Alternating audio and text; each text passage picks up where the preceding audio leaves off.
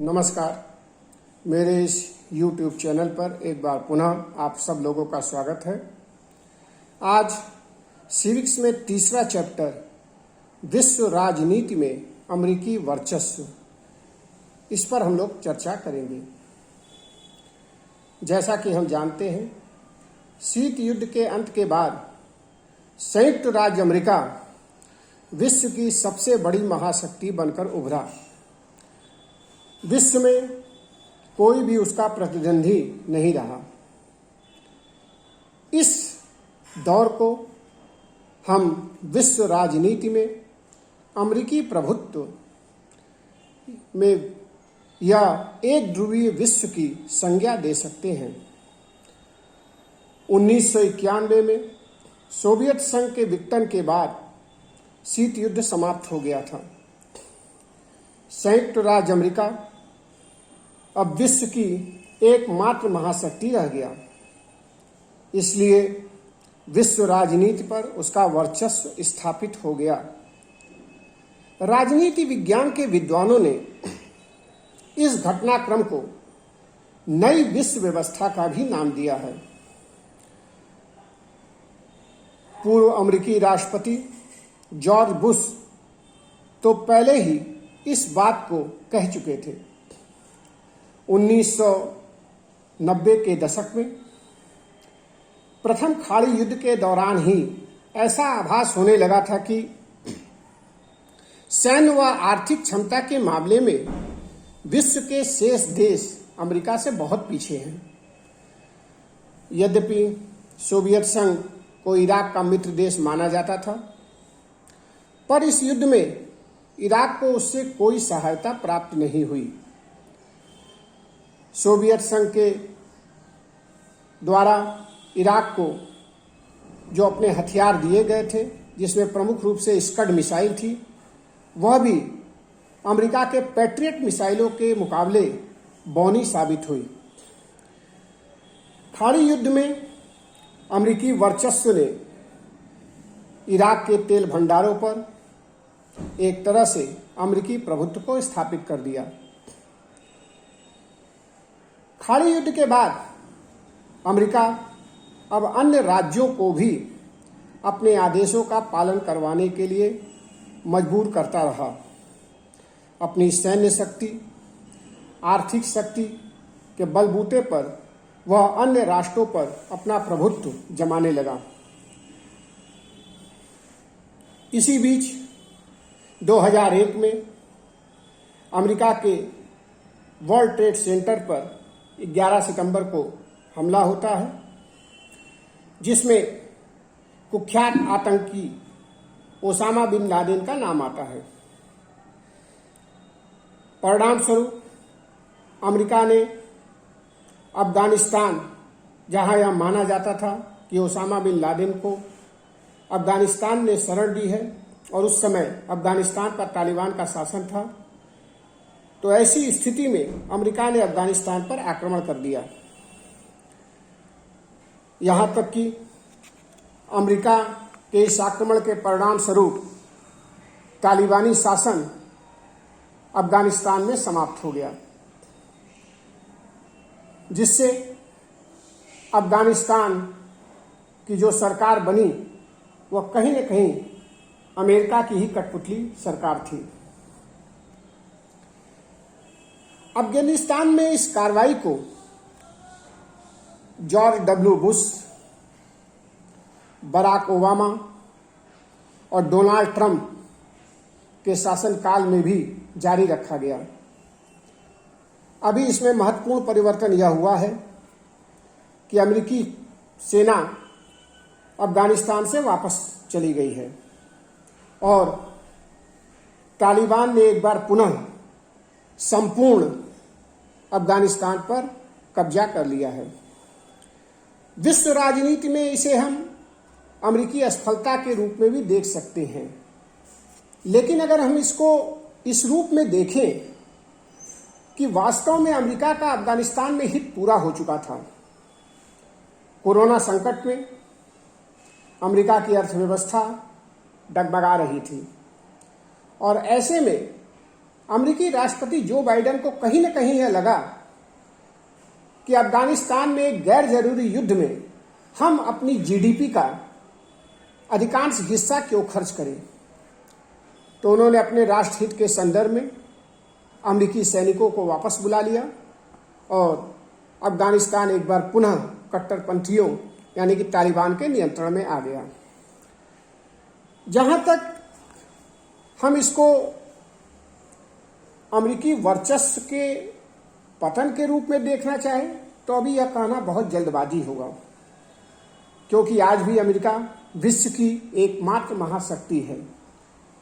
कहीं न कहीं चाइना, जो कि इस समय विश्व राजनीति में रूस के बाद एक महत्वपूर्ण शक्ति बन रहा है और अमेरिका को सैन्य क्षेत्र में, आर्थिक क्षेत्र में चुनौती दे रहा है।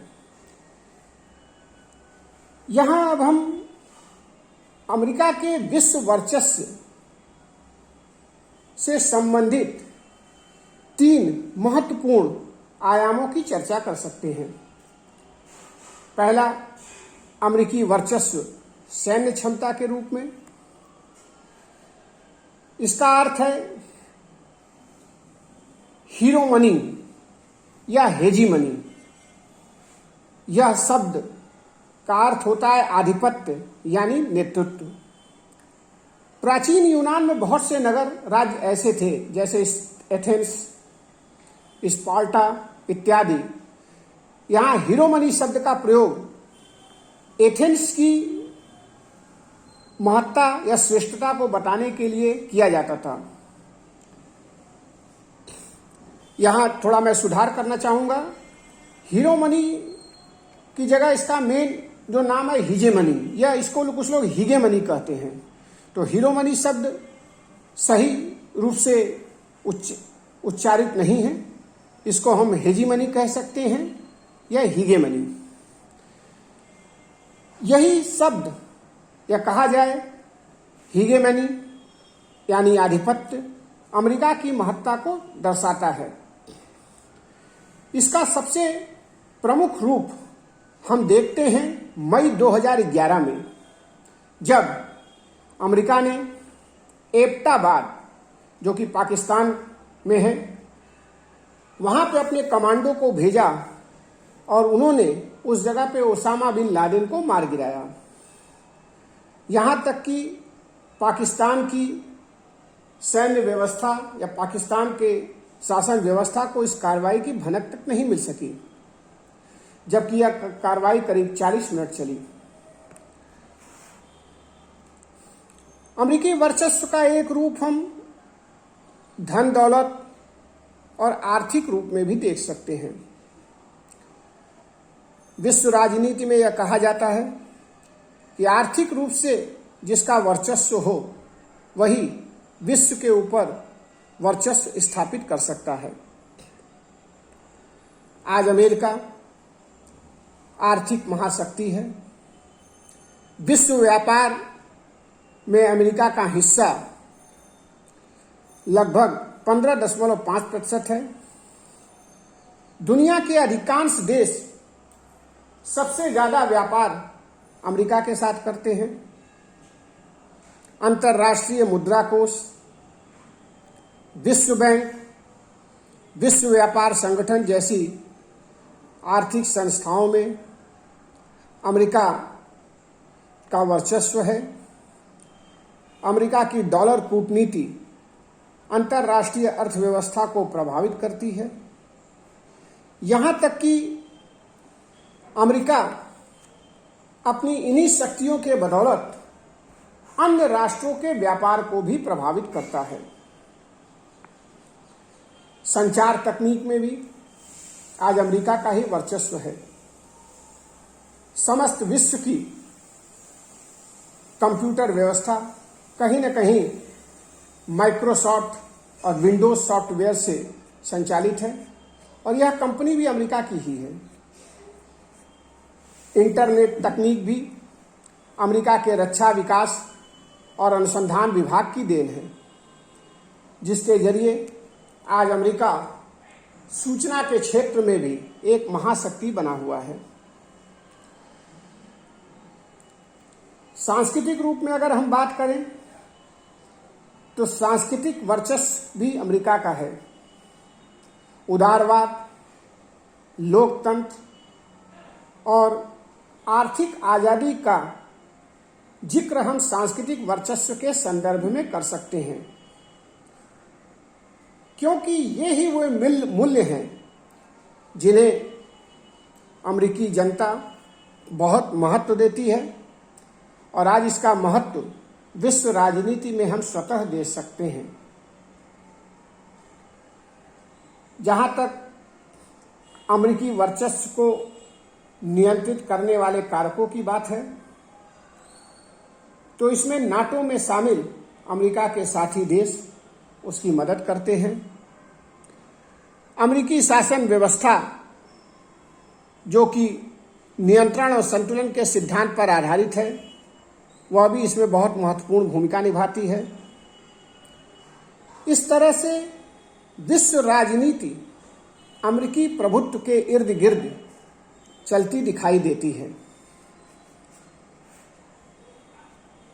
शीत युद्ध के बाद जो नई विश्व व्यवस्था हुई, उसमें हम भारत की भूमिका को भी देख सकते हैं, क्योंकि भारत की भूमिका को समझे बिना हम अमेरिका व भारत संबंधों का सही अर्थों में मूल्यांकन नहीं कर सकते हैं।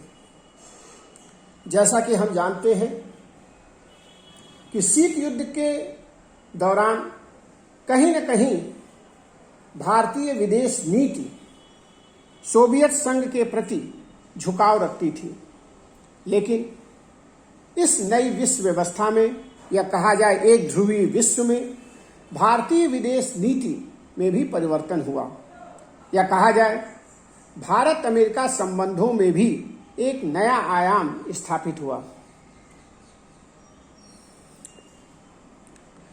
शीत युद्ध के बाद भारत अमेरिका संबंधों में रक्षा के क्षेत्र में सहयोग प्रारंभ हुआ।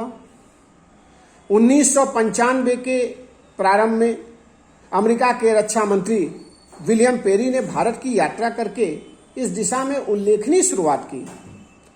उन्होंने भारत के रक्षा मंत्री के साथ एक समझौता किया, जिसमें इस बात पर बल दिया गया कि शीत युद्ध के बाद की अनिश्चितताओं से निपटने के लिए आपसी सुरक्षा एवं सहयोग को बढ़ावा दिया जाए। यद्यपि इसमें किसी सैन्य गठबंधन का संकेत नहीं था, परंतु इससे कम सैद्धांतिक तौर पर एक ऐसे क्षेत्र में सहयोग का रास्ता खुला जो अब तक भारत अमेरिकी संबंधों में दिखाई नहीं देता था। 1998 में भारत ने पोखरण 2 किया।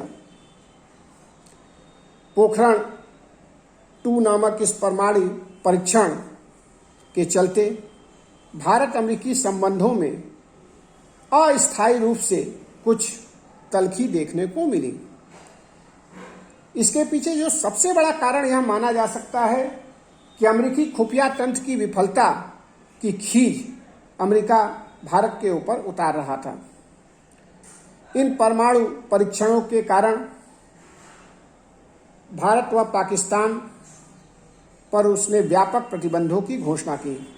यहाँ यह बताना उल्लेखनीय होगा कि जब भारत ने 1998 में परमाणु परीक्षण किया, तो उसके बाद पाकिस्तान ने भी परमाणु परीक्षण किए, जिससे अमेरिका को लगा कि कहीं न कहीं यह दक्षिण एशिया में परमाणु शस्त्रों की होड़ को बढ़ावा देगी। अतः उसने दोनों देशों के ऊपर प्रतिबंध लगा दिया। यहाँ तक कि अमेरिका आज भी CTBT comprehensive test ban treaty परमाणु परीक्षण निषेध संधि पर हस्ताक्षर करने के लिए भारत और पाकिस्तान पर दबाव डाल रहा है।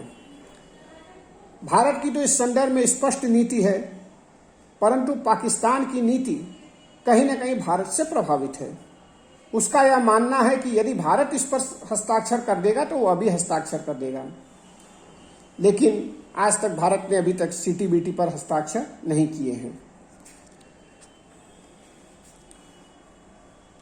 9/11 जो कि विश्व वर्ल्ड ट्रेड सेंटर के ऊपर अमेरिकी हमले के बाद भारत अमेरिका संबंधों में एक नया दौर हम देखते हैं। इसको इस रूप में हम नए दौर में परिभाषित करते हैं कि अभी तक आतंकवादी समस्या को अमेरिका एक क्षेत्रीय समस्या के रूप में देखता रहा, क्योंकि भारत में आतंकवाद की समस्या 80 के दशक से ही थी। पहले सिख आतंकवाद, फिर कश्मीर में आतंकवाद, यहाँ तक कि पूर्वोत्तर राज्यों में भी आतंकवाद की समस्या से भारत जूझ रहा था। लेकिन अमेरिका का दृष्टिकोण इसके प्रति बहुत सकारात्मक नहीं था। वह इसे एक क्षेत्र विशेष की समस्या मानता था। लेकिन जब 11 सितंबर 2001 को अमेरिका के वर्ल्ड ट्रेड सेंटर पर हमला हुआ, उसने आतंकवाद को अंतर्राष्ट्रीय स्तर पर मानने के लिए विवश कर दिया और अमेरिका आतंकवाद की लड़ाई में भारत के साथ हो गया। उसे यह लगने लगा कि आतंकवाद की समस्या क्षेत्र विशेष की समस्या नहीं बल्कि विश्वव्यापी समस्या है। इस तरह आज भी अमेरिका आतंकवाद के विरुद्ध भारत के साथ खड़ा है, लेकिन कहीं न कहीं उसके अपने राजनीतिक हित भी हैं। इसलिए वह उस तरीके से भारत के साथ समर्थन नहीं कर पा रहा है जैसा कि उसने अपने लिए किया था। कुल मिलाकर अंत में यह कहा जा सकता है कि विश्व राजनीति आज भी अमेरिकी वर्चस्व के ही अधीन है। जहाँ तक रूस की बात है, इस बात में संदेह नहीं है कि रूस एक महाशक्ति है, लेकिन रूस विश्व राजनीति में आज अमेरिकी वर्चस्व को उस तरह से चुनौती देने की स्थिति में नहीं है जैसा कि 1990 के पूर्व था। धन्यवाद।